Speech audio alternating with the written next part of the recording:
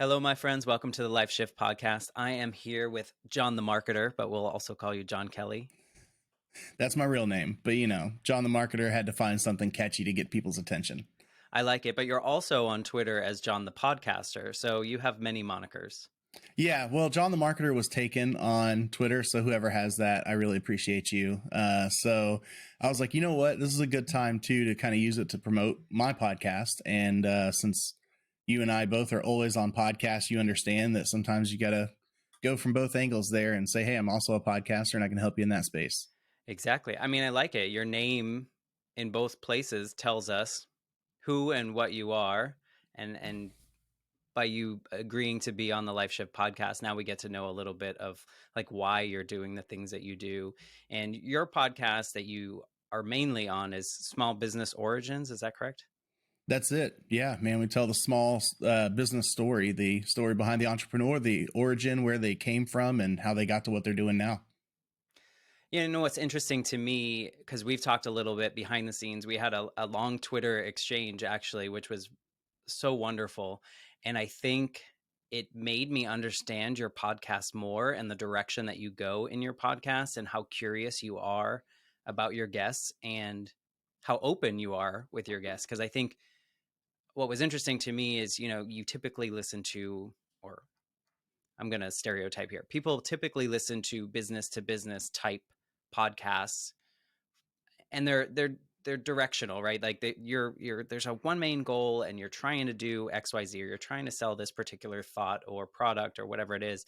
And yours is so human based for a business to business podcast. And I think possibly your life experience kind of shaped why that direction is there. Is that true?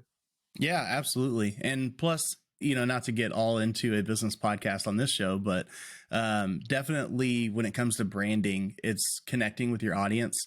And while some people will connect with their basic needs in business, whether it's marketing or sales or what have you, it's easier to connect on an emotional and human level. And that's what I like to bring into it. That's why, even though you're not a business podcast, our podcasts are so similar, because I want to connect on that human level and open up. And sometimes we get vulnerable on my show.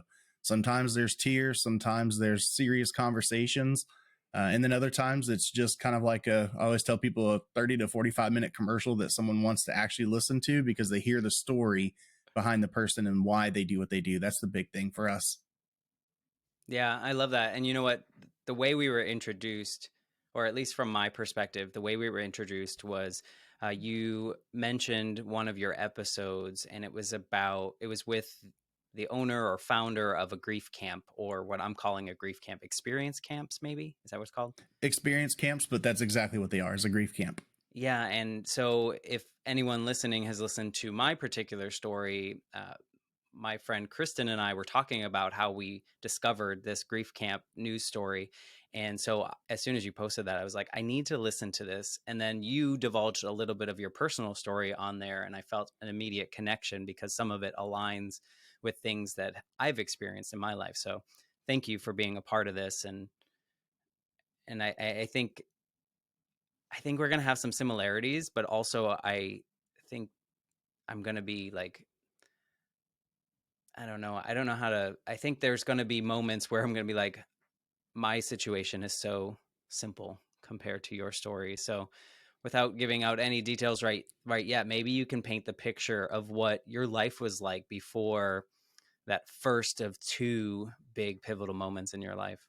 Yeah, that's the big thing I think that connected you and I together, was that we were children when this happened.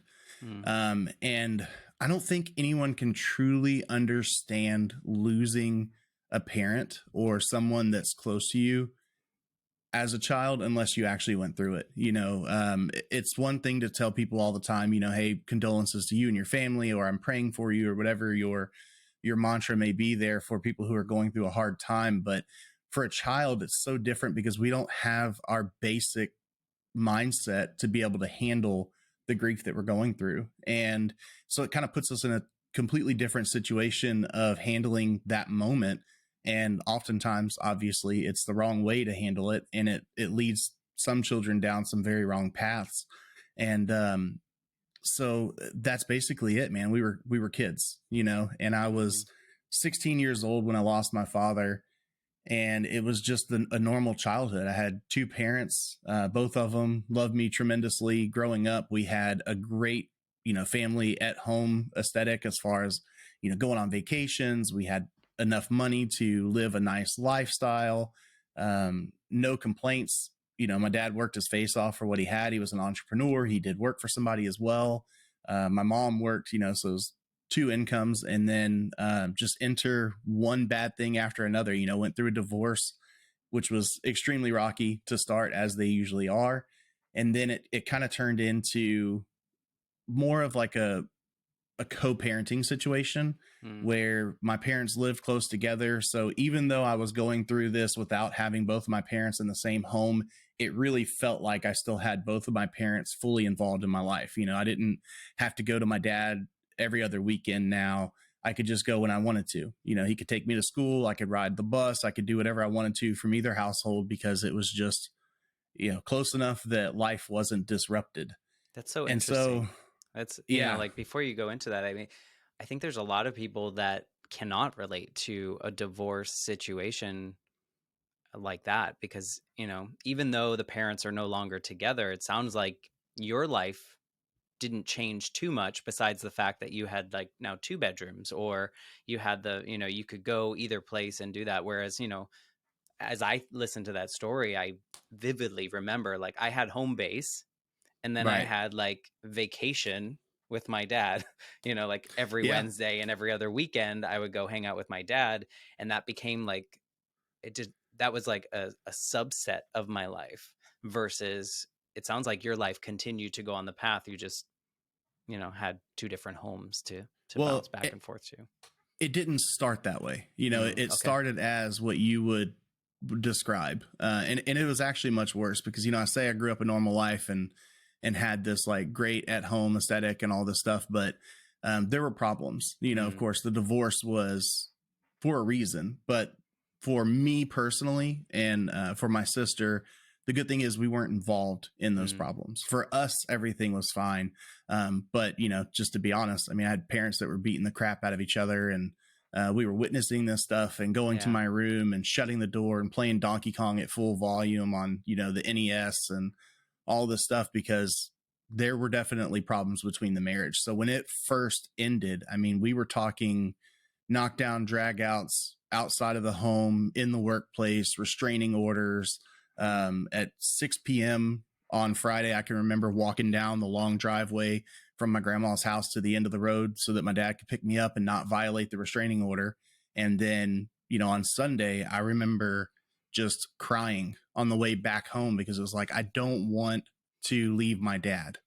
I want both mm, of my parents. Like, this is something I want. And then I remember on Christmas, saying my only wish to Santa Claus is that mom and dad were back together.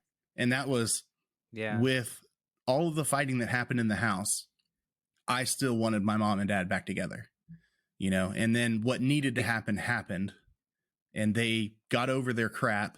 And then we were able to kind of mhm. coexist. Wow. But that's quite a journey in itself. And I think, did you before was there ever a before time, like when you were growing up, where the outside image of this idyllic family, if you will, this picture perfect, was the inside the same at any point in that life, or was it always kind of a little bit traumatic? Man, it went where we would have days or weeks that were perfect, and Mm, then all of a sudden it would be a knockdown drag out, and then right back to perfect again. yeah. I wouldn't say that any of our life was like fake or for show. Right. We absolutely, when times were good, they were great, but it was like being bipolar. Where you just kind of, you had those great times, and while they were great, you were on this high and everything was perfect. And then during the bad times, the good thing is we were sheltered from any, like, we weren't abused, we weren't a part of any of the That's things that were happening. It was strictly between mom and dad. wow. And so Yeah. that was the good part of that. And then all of that stuff kind of healed up and we got past it. And you're right, it really went from having two separate places of that home base, and then something else that I get to go do, like you said, vacation, which it Mm-hmm. it kind of was. We'd go to Astro World here in Houston, and we'd go do something fun because we didn't want to just sit around the apartment all day and do nothing, Time is limited when you have those little, you have 2 days with your dad. It was like you got to pack those with things to do, but then you go home with Absolutely. mom and you're like, oh, this is boring. Like, what am I doing here? This is my normal life. So I My mom understand hated that. it. She hated it because she did. She was like, "It's like vacation for you. He's the hero. You love him because you go do stuff that's fun, but then I'm here paying the bills and sending your ass to school." Yep. So Do your homework. yeah, exactly. Yeah. But yeah, I mean, and I know going through this, of course we want to talk about the one pivotal moment, the thing that occurred, um, but it surprised me when I sat down with a therapist for my first time at over 30 years old. Whenever I said, "Hey, here's my life story," and told him I think it was a 2 or 2.5 hour session that went well over the session you get when you sit down with a therapist. And at the end of it, he was like, "My God," and I'm like, "Huh." If this guy is saying that, this is not a good life. Like I've been through some stuff, but I don't call myself a victim, and I don't Mm, live in that victim mentality. So I know we're kind of jumping all over the place here, it's but fine. alluding to something you spoke about of like thinking about what I'm going through and how bad it is, for me. And then I look at what someone else is going through and I'm like, man, they have it so much worse. And it's like, I don't think that anybody necessarily has it worse. I mean, sure, you can, if someone was as a child sexually assaulted or physically assaulted by their parents, I would agree that's worse than anything I've ever been through. Sure. But at a macro level, flying high, looking down, I think we're all going through a lot of crap, and it's not fair to compare ourselves to other people and just know that it's the worst for that person. Hmm. So, yeah, your story may seem like nothing compared to mine when you're thinking of it from your mind. But for me, I know that what you're going through is worse than, anything else you've ever gone through Right. because you're the one that has to live with it. It's your bad time, if you will. So, yeah. Yeah, it's interesting because I think, that's wonderful that you don't have this victim mentality, and hopefully that, did you feel like that your whole life, or was that post therapy, or you just were No, I like, this definitely is my didn't feel life? like that my whole life. Oh, okay.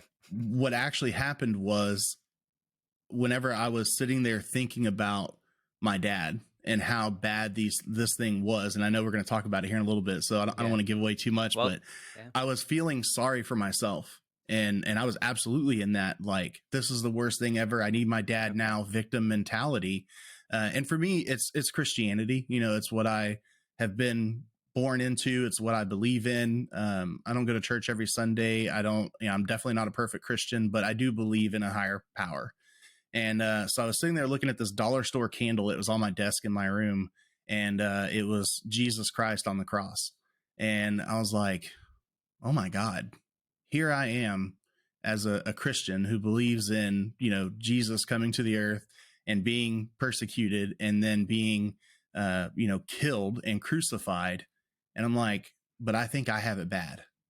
And that's where that first comparison came to me of Mm. not being in that victim mentality was, holy crap, everybody's going through something. And that is kind of a pivotal moment for me where I went from being so selfish as a child to realizing that the world is bigger than I am, Isn't for that so sure. interesting that we can pinpoint something like you just sitting and looking at a candle that can change your perspective on so many things. Like I've had people on the show, early on. A friend of mine, she got a piece of mail in the mail that it triggered something in her, that she was like, you know what, screw this. I'm going to start my own business. I'm going to do the things that I want to do just from a piece of mail. And like you sitting there and looking at a candle. And I know that's not what we came on here to talk about, but that's something significant because it something and not like it's a candle, right? It's the Right. dollar A store dollar store. candle, Yeah. right?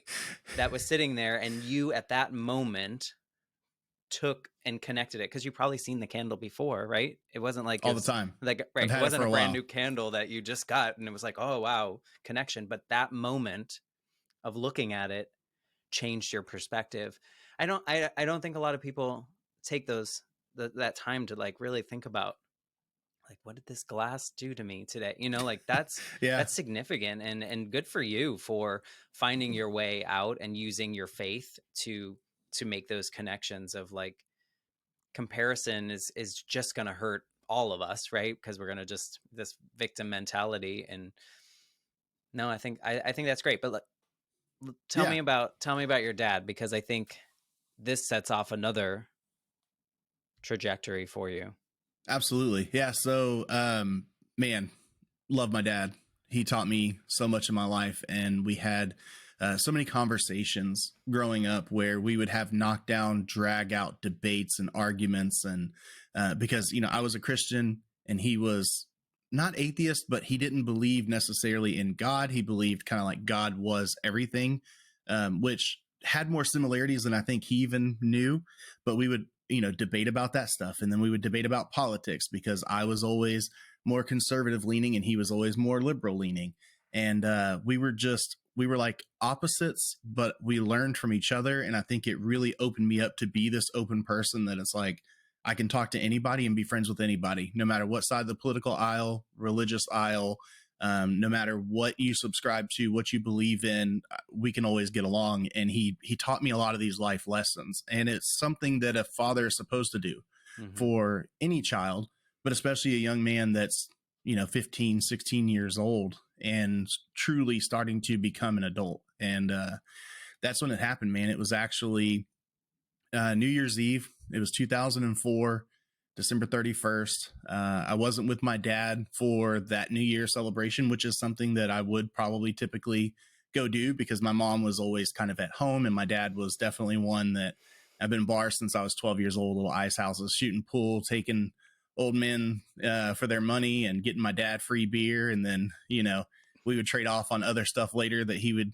pay me for or whatever else. And um, so New Year's Eve, he's out celebrating. I was at a friend of mine's house with some family, and I was drinking. He was out there drinking, and then we had Nextel phones. I don't know if you remember those, but the little chirp, the little two-way radio function I'm on glad them. those don't exist. And so the phone lines were down, and he was able to hit me up on the little two-way, and it was just after midnight, January 2005, and he hit me up, and it brings tears to my eyes because I think about this is the last conversation I had with my dad, and he said, "Hey, son, just want to tell you Happy New Year and I love you." So I go back with him on that, and I'm like, "Hey, I'm right down the road in Hockley. You want to come pick me up?" And he was like, "No, I'm going home with two women." And it was a joke. He was just partying with two friends of ours at the bar, and then my sister and my brother-in-law went home with them, and they all kind of saw him there at the house. They were just finishing up kind of the after the bar shuts down, celebration shuts down, have a few drinks and talk type thing, and they went home. And then shortly after they left, and got back to the house, they get a phone call, and it was one of the two people that were with them, and they said, "Hey, I think Gary's dead." And they're like, "Oh my God, did you call 911? Did you call whoever?" And they're like, "No, I think he's just dead." And basically turned out to be two of the biggest idiots in the world that could have ever been with them. Mm. But they called another friend and said, "Hey, because my sister lived like 30 minutes away." And so this other friend, who she's now gone as well, but she rushed over to his house and on the way called 911 and did all the things that you were supposed to do if you were a good friend and there with my dad while he's dying. And basically EMS came out, law enforcement came out, pronounced him, and then that was it. There was just nothing you could do. And the autopsy results came back, and he had basically what they call a widowmaker heart attack, along with everything else, his past life and what he had done during that life, and all the other health factors, because he didn't go to the doctor, didn't believe in him, and that kind of stuff. So the high blood pressure, the medicines in the cabinet he didn't take, all that just kind of led to three major blockages in his arteries and his heart. And I would say the only thing that's ever brought me comfort from a medical perspective, because I'm a paramedic, is that, the coroner basically said if someone was there with him the moment he had a heart attack that had resuscitation efforts in place, he probably still would have passed away. So, it was just a typical widowmaker heart attack death that killed him. And so that next morning, I'm waking up from a night of drinking. Mm. And at 16 years old, I know I was a stellar stand-up person back then. And my mom is there, and my sister and my brother-in-law and the friends that we were with woke me up and said, hey, your sister and your mom are on the way to come get you. And I'm like, this is weird. It's 8 o'clock in the morning. My mom knows that I was drinking. So normally they wouldn't come pick me up this early, like this is weird. So I packed up my stuff, and I'm standing at the front door, and I open it and I see my brother-in-law, and I'm like, why is he here? Why are they all here to come pick me up? And that's when I knew something was wrong. I just didn't know what. And that's when my sister told me, and she said, hey, I don't know any other way to say this, but dad's gone. And everything just flew. My entire life just kind of like flew by, and everything seemed insignificant. And it was just, at 16 years old, the hardest news by far that I could have ever received in my life, for sure. You say that the whole world flew by. Do you remember those moments? Do you remember right after you were told? Do you remember how you reacted? I don't remember much for me. I guess I was old enough, which is, talking about comparing ourselves. I feel lucky in that I was old enough to truly remember every single thing about my Mm, dad, all of the moments we went through from a very young age. And then of course I've got plenty of VHS tapes and stuff that I can still go back and watch too. Luckily, my dad recorded so much all the time of our lives and what we did. He knew before we had cell phones that it was going to be important to capture these memories. yeah. And during that moment, it's kind of like the candle. I can tell you the desk I was sitting at, what wall it was on in the room of the house that I lived at the time. I could tell you it was evening time. Like I can almost remember the smell of the room as I was sitting in there. And it's the same thing with that news. I remember dropping my bag that had my video game console in it. I remember slumping against the wall. And I just remember thinking about memories of my dad already Hmm. in that moment of just like, oh my God, we do this, we do this, we do this. And then it immediately just kind of switched to what killed him, Right. and it was the expectation. My dad was that, like, live fast, die young, like have a good life. He was a hippie, so he was just that kind of guy that was like, live every moment freely and don't worry about it. So I'm like, did he die on his motorcycle? Did he die Mm. in a truck accident? Because he's hauling ass down the road. Like, it had to be an accidental death, right? And then it just turned into, we're not sure what happened. He just all of a sudden had trouble breathing and then stopped. Yeah. It's interesting to hear you kind of remember those moments. I remember, mm, I mean, I guess your pivotal moment is probably when your brother-in-law or your sister, right? Your sister Yeah, my told you sister that was he the one died. that told me.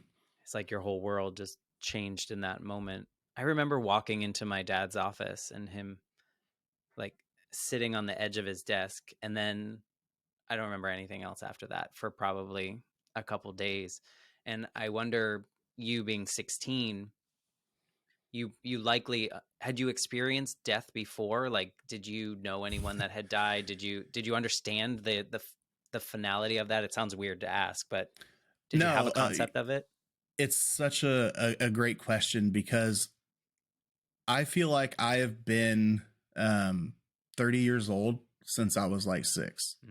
Mm, I know a lot of people like to say, like, oh, I was always mature for my age or anything else, but I truly feel like when I was born, I was an old soul that just, I had an understanding for things very early on. At 5 years old, I was that typical kid that was like, I want to get baptized. And my parents and the preacher, they're like, hey, I get it, and it's probably just because he sees other people doing it and wants to be excited about it. And then the preacher sat down for a one-on-one with me and started asking me questions, and came out of that meeting and told my mom, I know he's 5, but I think he's ready. Like, he's answering the questions the way that I would want a person who's coming to Christianity to answer these questions. And I've dealt with death since I was young, man. We had a family in Waller, Texas, where I grew up, that was like family to us, but they were just friends, the Alexanders. And when we lost Romeo, who was this well known figure in the community that was a record driver. And, just kind of that, if you think of like an old West town, it was kind of that same feel of like, yep, broke down on the side of the road, but Romeo showed up and, swapped my tire for me and took care of everything. And now we're back on down the road type thing. That was Romeo, except he was, huge black guy, like just true family friend. That was my Uncle Romeo. I didn't know any different. Just because my skin color was different didn't mean he wasn't family to me. And that's the first death that I dealt with, and I dealt with hard. And I think I was 6 or 7 years old, very young. And I can remember when I was sitting in the back of my mom's vehicle, and it was after the funeral. I was totally fine. Everything was fine. And then sitting in that back seat, I just lost it. And it was like full on tears, sobbing, crying, just losing it. And that's when I really began to recognize like what it was to lose somebody. And then after that, it was just like, we always joked, one of the black sheep of our family, Aunt Faye, that so many people had bad things to say about. And then so many of us also had good things to say about.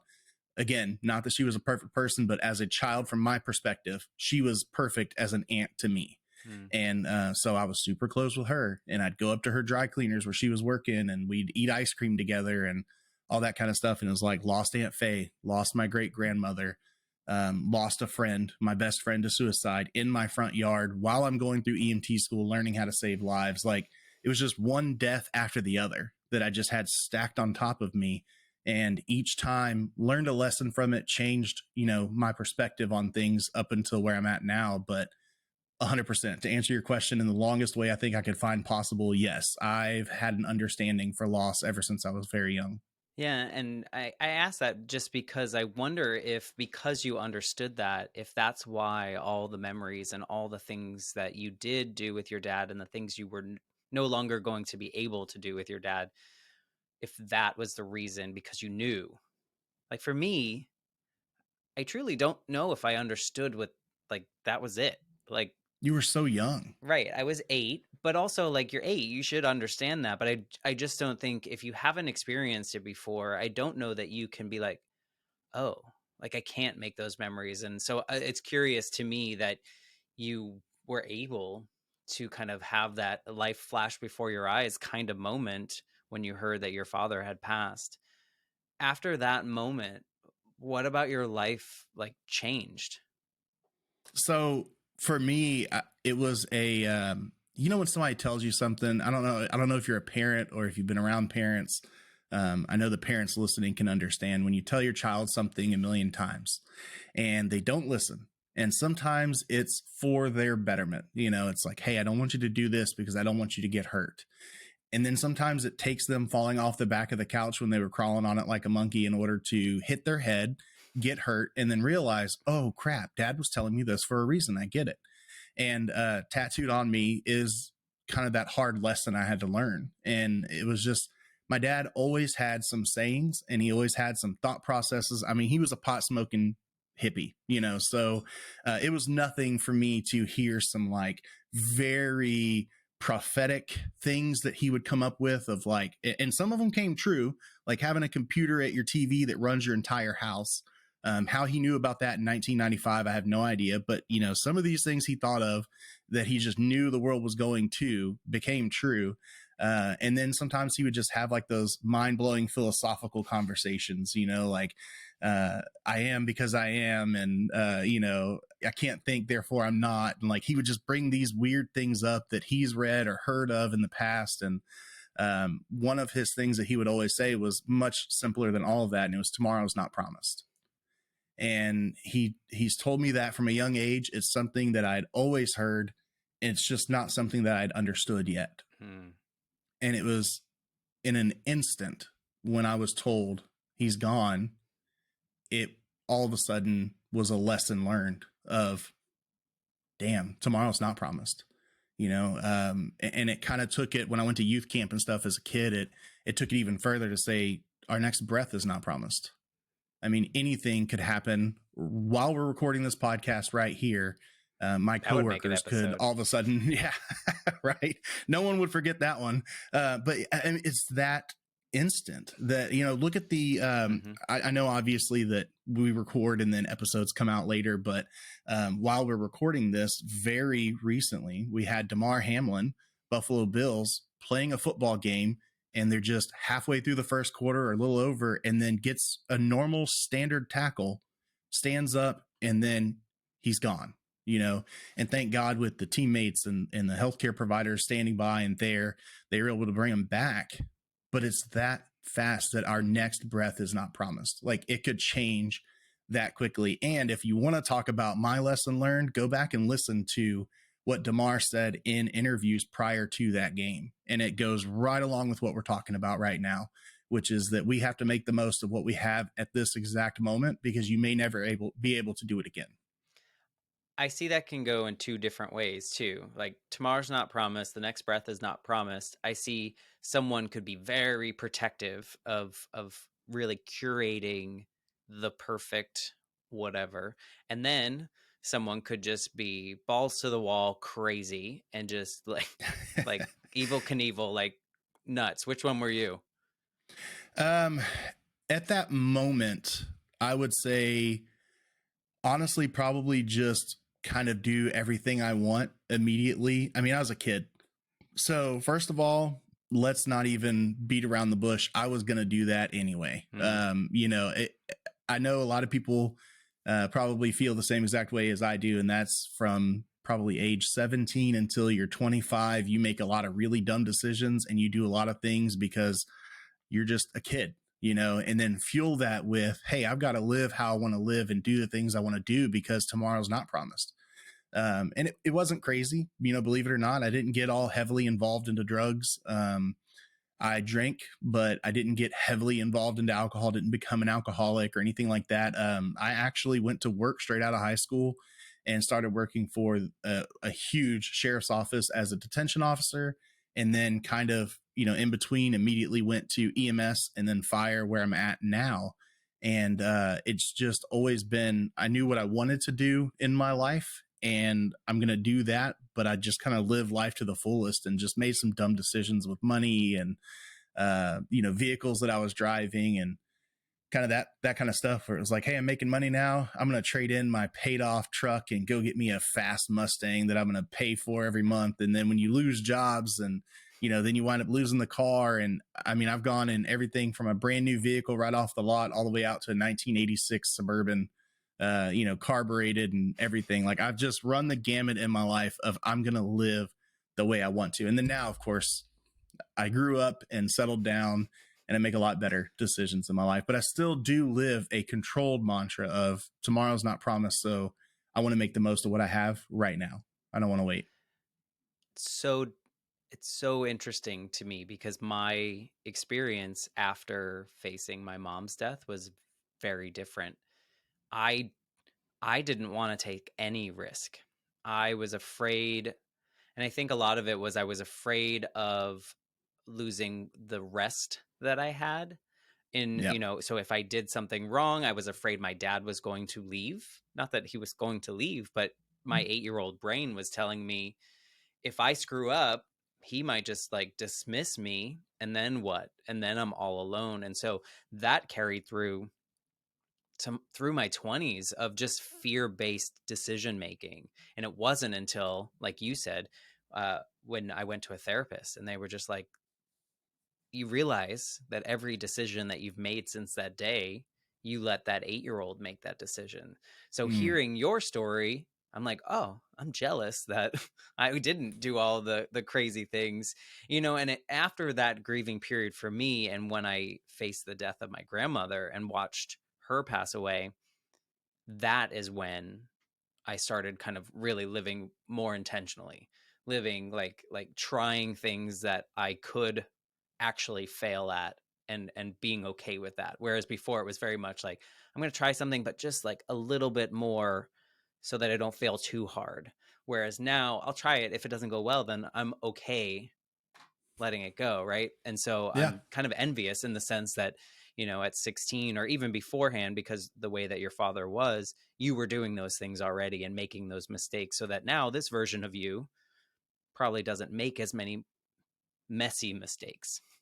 Yeah. Right. Well, I mean, I'll tell you what, though, I made some life altering decisions as that manic 16-year-old. I met my now wife right after when my dad passed. That was 2005. So I had gone through a couple girlfriends, in that year. And then January of 2006, I met my current wife. I was a junior in high school and she was a sophomore. I was a senior at that time in high school and she was a sophomore. And we pretty much decided like a week in that this is it. We love each other and we're going to be together forever. Like it was that fast. And then on a whim, because we'd had some discussions, obviously, kids doing what kids do whenever parents aren't around. We had some discussion of what's going to happen if we do get pregnant. Like, what do you think about abortion, and what do I think about abortion, and like, how would we live? And we decided, you know what?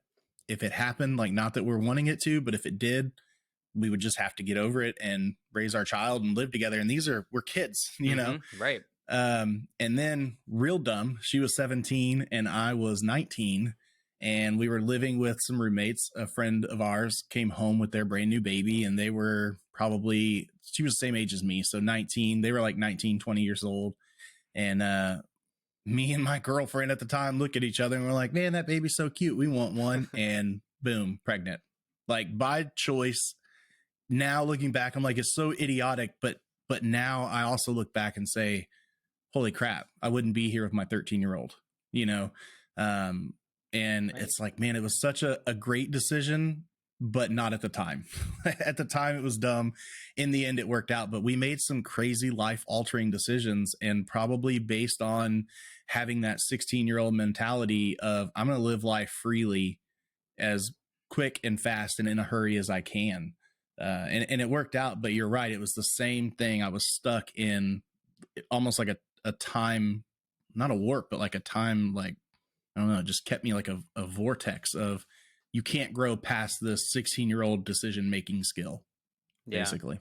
Was there a moment in which you caught up in the age that you were and like your decision making? Was there something in your life that triggered maybe out of that mode and now into kind of this version of John? So the thing is, we never take on the first lesson. I think we understand it a little bit better, but it's kind of like a commercial. You have to hear it 3, 4, 5 times. It's like a habit. You have to do it 7, 14, 21 times in order to build it. And it's like, you never learn the lesson fully the first time, Right. so I made these dumb decisions, and I did treat some people, wrongly, like moving out of my mom's house because I'm going to go with my sister because I'm this defiant child that's, now going to move. And just kind of going through some of these decisions that weren't very tomorrow is not promised. Like, it's like, is that how you want to end your conversation? Is that the last thing that you want to end the conversation with? And I had to learn that lesson again. And it was when I was about 24 years old. I was working for Pearland Fire Department. I was actually Pearland EMS. We merged EMS and fire together, got my fire certificate, and I was graduating fire school, what we call a pinning ceremony, which is where you invite your family, they get to come watch. Your chief presents you with your badge, presents you with basically that like handshake of you've made it, you've passed, this is it.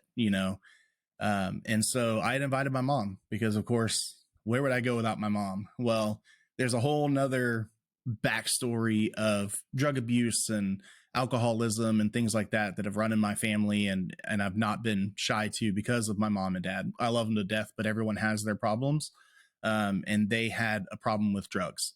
And so my mom was actively fighting that all the time. She lived with me for a while. She was a fully disabled person. She was COPD, emphysema. She smoked since she was 12. Her lungs were just garbage. And so she would get sick all the time. She couldn't hold a full-time job because of the amount of time she'd have to spend in the hospital. So I really went more to like that caretaker role Right. than just a child. She could take care of herself. I mean, kind of like growing up. When it was good, it was good. When it was bad, she was in the hospital. But when it was good, we're on the side of a mountain in Jamaica, zip lining from tree to tree. So when she could do what she could do, she was perfectly fine. But when her lungs decided they were going to give out for a while, she could be intubated, sedated, and in the hospital for 2-3 weeks at a time. And so, kind of going back to pain medication, which is what was prescribed to her because of her multiple injuries and issues she was dealing with. And she would overtake those sometimes. And it caused a lot of drama between us, both growing up and then in the adult life, because she's living at home with me. We built a room in our house for her, and she's around my then 5-year-old son, and I knew that that wasn't the life that I wanted him to be subjected to. So we had a very serious conversation, and it was exactly like, living by tomorrow's not promised of, I love you. I'm not, I'm mad at the situation, but I'm not mad at you. I love you, but I can't have you living here unless you can straighten up. And she kind of took it as the ultimate offense. Mm. And you don't love me. You don't want me here. She left and she went to live with my grandmother and my aunt for a while. And then they were moving back from, a few towns over back into town. So they were living next door to me at the time that I was getting ready for this badge pinning ceremony. And so I was excited. I'm leaving. My son's pinning me. He's all dressed, ready to go. My wife's ready to go. She's in the truck. And I'm waiting on mom, who lives next door to me at a friend's house, a mutual friend's house. And she comes, she gets in the truck. And it's just, if you've ever been around drug abuse or drug users, you can tell. If you've been around them long enough, you can look them in the face for 2 seconds and go, yep, okay, they're messed up, And I could tell just immediately as soon as she got in the back seat. I already knew. So I was pissed. I was angry. I was mad. I was all of it. And there was because this was an important day for me and I wanted my mom there. So I'm not only mad she's messed up, but I'm mad now that she's ruining this. She's messed up and I don't want to take her because the mayor is there. City council members are there. The fire chief is there. My friends, my coworkers, and my family are there. It's like, I don't want this to happen. And so one thing that we had always agreed to was we're not going to go to bed mad because tomorrow is not promised. Mm. I left pissed and I went to my ceremony and I came home and I was still pissed. And I went to bed pissed and I woke up pissed about it. Like it was just, I was mad. And so I went about my life and I went to work for my 24-hour shift after that badge pinning ceremony the next day. And then I came home the next day and I'm reading a book and I'm sitting on my couch and I'm just, I'm a firefighter paramedic, just gone to work, in charge on the ambulance, exhausting shift. I'm tired. I'm worn out. We're dealing with people's emergencies. I come home. It's morning time. Everyone's asleep. I'm sitting on the couch reading a book. And then my family starts to wake up. Everyone's moving around. We're getting ready to cook breakfast, that kind of stuff. And somebody knocks on my door. And I open the door and it's my aunt. And she said, "Hey, you need to come check on your mom. I don't think she's breathing." Well, when you grow up with a mom that has COPD and emphysema and all this stuff, and you become an EMT and a paramedic, if you don't know this as an average listener, when you have a family member that becomes a paramedic, suddenly they're the family doc. So my mom, my aunt, my grandmother, they treated me like a doctor of just, "Hey, I've had these symptoms. What do you think I should do?" And I'm like, "Well, I think you should go to your doctor and then see what they want you to do and get a prescription," because I'm not a doctor. I am a paramedic. If your heart is not going, I can make it go. If you're not breathing, I can make you breathe. And I can do some doctor-like things. We can paralyze you. We can intubate you, put a tube down your throat to make you breathe. I can give you some great medicines for your heart. Like there's all kinds of doctor things that I can do, but we're trained in emergency medicine. We're not trained in family medicine. I can't prescribe medications. I don't know what those medications do and why. Those are meds to treat illnesses. I'm here to treat life threats. So I could never get that through to them. And so Right. I told my aunt, I said, "Hey, she's not breathing or she's not breathing well," because I'm thinking, great, mom is sick. She needs to go to the hospital. She needs me to go over and say, "Yep, you're sick. Go to the hospital." And my aunt probably just misspoke. And so now I'm barefoot and I'm chasing her across the driveway. And I said, "Aunt Rhonda, is she breathing or not?" And she said, "Son, I don't think she's breathing." And then when you're a paramedic, you kick into work mode immediately. And so I walk in and there's 4 adults in the household, not counting my mom, and nobody's doing anything except freaking out on the phone with 911 and running across to grab me because no one knows what to do, basically. And so I immediately go into work mode. I'm probably still in uniform at this damn point, like at least a t-shirt and shorts at this point. And I walk in, my mom's in kind of a fetal position on the bed. And you see all the typical paramedic things that I'm used to seeing. She's cyanotic. She's apneic. She's taking agonal respirations, which are just not good respirations. It's the neurological system just basically saying, I know I need to breathe and I haven't in a while, so I'm going to try something. And so immediately at that point, I almost in my mind thought, should I even do anything? Because I know her wishes. I know she doesn't want to be a vegetable. And I know when I'm looking at agonal breathing that she's probably gone. So what am I even going to do this for? And then just kind of immediately it went into, well, work mode. We train so that we do it by muscle memory. So muscle memory kicked in. And then it went to son mode of like, I'm a panicked child of this woman. And so I yank her off of the bed single-handedly, like lift her off the bed, put her on the ground, and then start doing compressions because that's all I could do. I don't have medicine. I don't have med bags. I don't have equipment. I don't have anything. So I start doing compressions. I get on the phone with 911 and kind of update them. Hey, my name's John Kelley. At the time, I was a paramedic with Pearland Fire Department. I'm doing compressions, downtime of approximately 15 to 20 minutes. Everyone went to sleep. She was breathing loudly. And then when they woke up 20 minutes later, she was no longer breathing loudly. So we had kind of this unknown downtime. I didn't know if she had overdosed on something or took something. I had no clue what was going on because I was totally disconnected from my mom. And I was mad at prior actions. And then now this is the last time, that I'm seeing my mom alive in my mind. Right.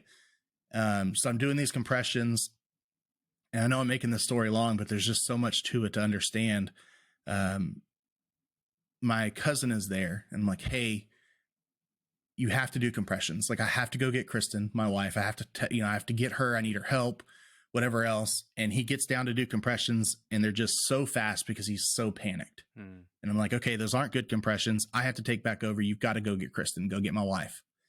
And so he goes over and gets my, 8.5, 9-month pregnant wife with our daughter, our middle child. And she comes over kind of in the same mindset. Like, okay, John went to check on her and now, he needs me over here for something. And she comes waddling over, because she's big and pregnant. And she looks down and she just gasps. Sorry. It's okay. That was the moment that I realized how bad it was. Because up until that moment, it was work. Right. But then when I saw her panic,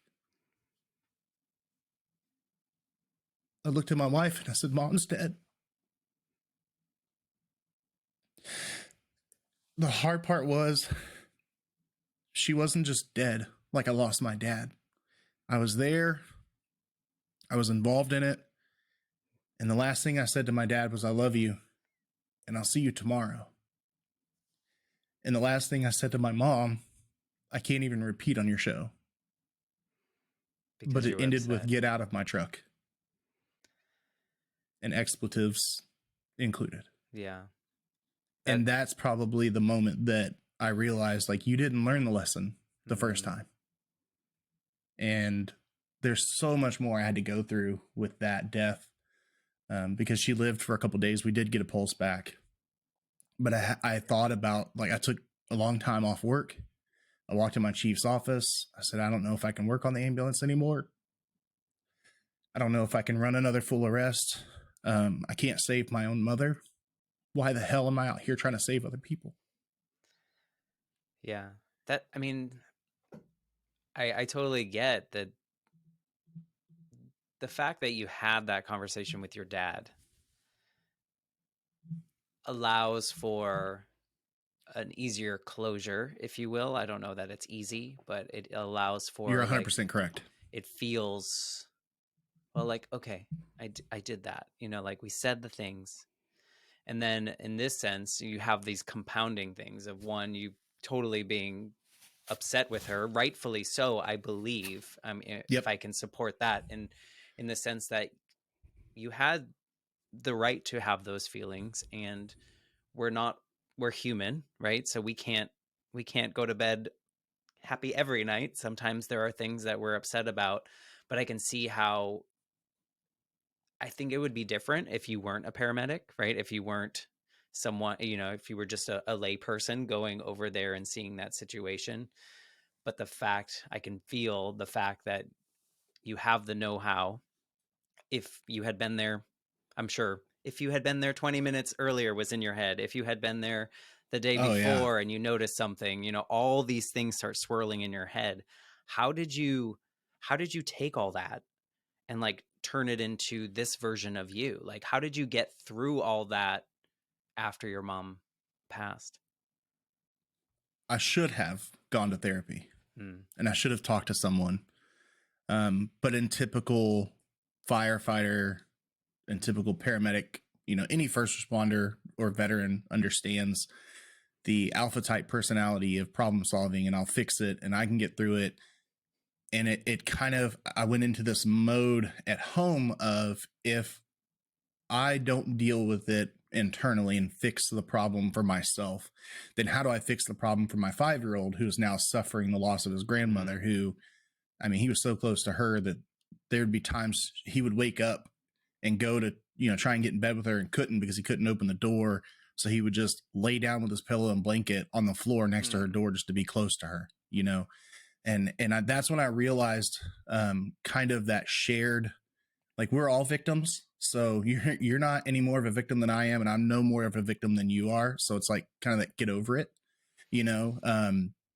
We're all victims. Is I learned that lesson there of like, it was hard enough losing my mom, but now I have to look my 5-year-old mm-hmm. in his face and tell him Mama's not coming home, Right. and ask him if he wants to go to the hospital to see her, and tell him it's okay if he doesn't want to, Mm-hmm. because of all the tubes and everything that's coming out of her, that it's perfectly fine not to go see her, and go through all of these things with him. So I switched to this mode of, I have to fix myself and get over it, and I'm okay so that I can take care of my family. And where I suffered was at work. I had that conversation with my chief because I didn't know if I could get back on the ambulance. I didn't know if I could do my job. Mm, I didn't know if I wanted to anymore at that point. And instead of seeking help through an employee assistance program, which was offered, just not advertised, instead of seeking help through my brothers and sisters at the fire station, instead of doing any of that, I internalized it. mm, And I went down the wrong path, which was drinking a whole lot more than I should, trying to just drown myself in a bottle, having thoughts of, I don't want to kill myself, but if I so happen to die, I wouldn't be upset. And then just kind of self-destruction of anything and everything around me, living the complete opposite of the two lessons I had just been taught. right.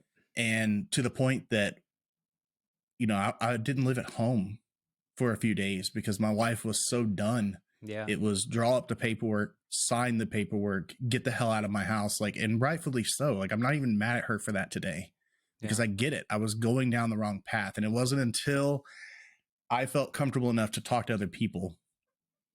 And this was a long process. I'm not talking about like my mom died when I was 24 and then at 24 and a half or 25, this happened. Oh, I I'm know. talking from 24 until, and if you back up from like 9 years old until 32, yeah, about 32 is when the like worst, you're at rock bottom Mm, happened. And that's when I figured out I need to talk to somebody. yeah. And through learning coping skills, and through there's a few podcast episodes I've had of resources that are out there for first responders, and learning that I have a community around me that I can build on. That's where I've come to now. When the wife and I argue, it's still different than how we used to argue, and we're still trying to get better, but there's still those moments where I learned, like, okay, tomorrow's not promised, and it is okay to go to bed mad, because maybe tomorrow's the time we need to talk about it, but it's not okay to go to bed without saying I still love you. Right. You may be a witch, but I love you.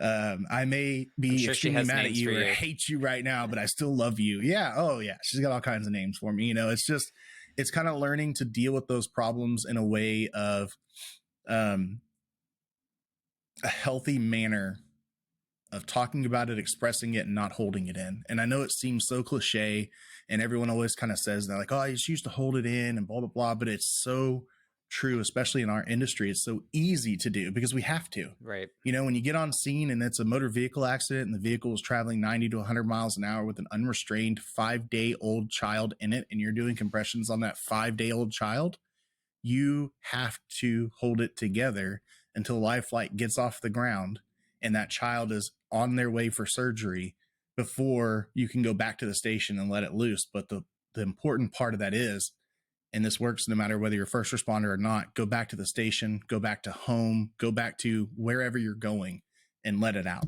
Yeah. and get over it in a healthy way. Yeah. Well, yeah, when you said, I can fix this or I must fix this, that's always the sign that we know we can't. Like we're just going to bury it or we're going to mask it with something. And, I never want to give people advice when they're facing something like this. And I'm sure you can relate to this if someone else faces it. It's like, however you're feeling at this moment in time, that is 100% okay. If you are so mad and you just want to throw things and you're just, super pissed, that's okay. You're a human. If you're so Yep. sad, like let yourself be and go through instead of like pushing it away, because guess what? It's going to come at some point Yeah. and it's not going to be a good thing. And you kind of experienced, what happens when you kind of try to bottle things up and kind of went down a path that maybe you regret at this point, but that was just the tools that you had at that moment in time, and I'm sure you learned a lot Yeah. from it. That's the big thing about like grief camp, going, like I said, I start when I was 8 or 9, and it even goes before that, because it probably starts at the first time I saw my parents fight, Right. and I don't mean fight as in like, oh, I hate you and I hate you. I mean like punching, Right. scratching, hitting. Um, but it's like each of those little grains of sand stack and stack and stack until it makes a mountain. Mm-hmm. And it's learning to deal with it in that moment. And so it really does go back all the way to that point. And it's like fixing with a band-aid or duct tape or something else. You're masking the issue until a point that you can't put enough duct tape in the world on it to fix it. And now it kind of explodes and you have to deal with it. And instead of letting it get to that point, it's figuring out that everyone is suffering and everyone's suffering in a different way. And you need to find a healthy outlet for that. And it goes back to where we started the episode off about grief camps and experience camps. And I didn't have resources there for me for dealing with my dad's death. And at 16 years old, I looked like I was 22, 23. I could go buy beer at a gas station because they wouldn't ID me because I looked like a grown person. So people probably had some of that, like, well, suck it up, buttercup. Mm-hmm. You're going to get over it. It's going to be okay. Like you can talk to somebody, there's resources, but I didn't know that there was grief camp. I didn't know that I could go do something like that. So I didn't have any of that stuff available. So I dealt with it by sleeping and not going to school for a lot of days, to the point that I had to do community service to make up for it. Um, and it's like, if we had those resources at the time, I think we could have fixed the problem at a young age and learned the positive way to handle those circumstances and not have to come out in the end as a 30-year-old who's Yeah. going through, one of the worst moments of their life. I agree. I mean, I think there's such a stigma, and I think the stigma is going away a little bit. I think we're slowly getting to a place where we realize that mental health is important, and it's not something that is shows any weakness or anything like that. I think we've always, like, for so long, people associate like, don't talk about that. You're fine. Everything's great. Everything's roses, and that's what I love about some of the episodes that you do on your show is that, you just get to the real questions. You get to the real, like, vulnerable human aspect of these business owners, and I can see that it clearly comes from your traumatic experiences, but also what you've learned from those traumatic experiences. And it's kind of the same reason that I do my show, and is that, like, I know what it was like when I was in those really terrible parts, and then I also know what it's like when I fixed it, like when I found the space that was comfortable. And so I appreciate you sharing. I mean, we'll go back to this comparison thing, but I can't imagine experiencing the things that you have in the way that you have, and then being able to be the person that you are now. So super honored that you wanted to just come on here and share it with me. Absolutely. What episode number was it? I listened to it, I promise, because you sent it to me on Twitter and I gave you a play by play of my thoughts. But what episode number was it where you talked about your stuff?